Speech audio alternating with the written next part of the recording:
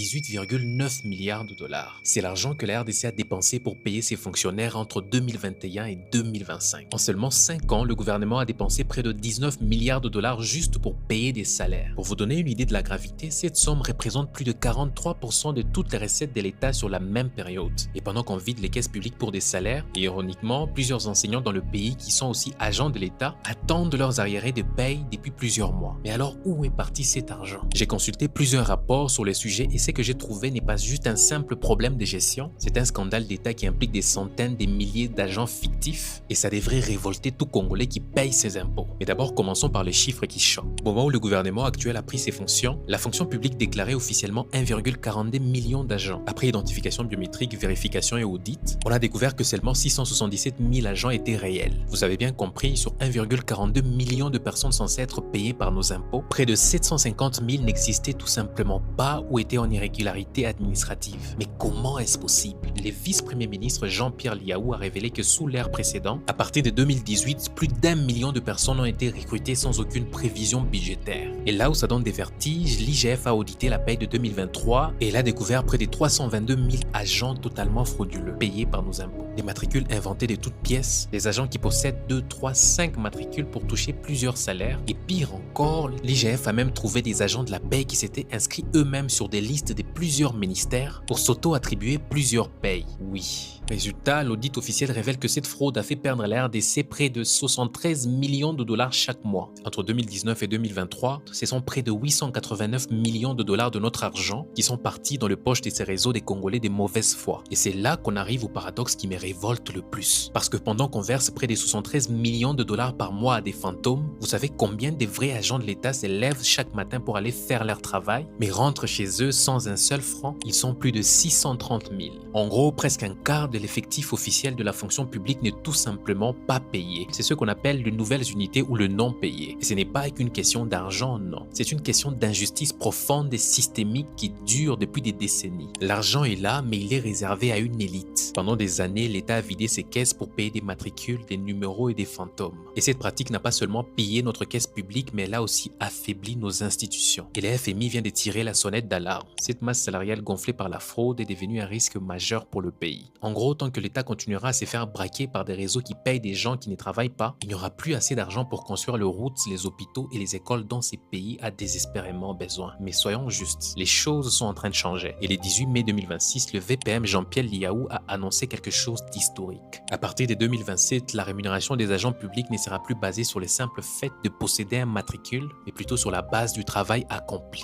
Mais nous, Congolais, nous avons appris à nos dépens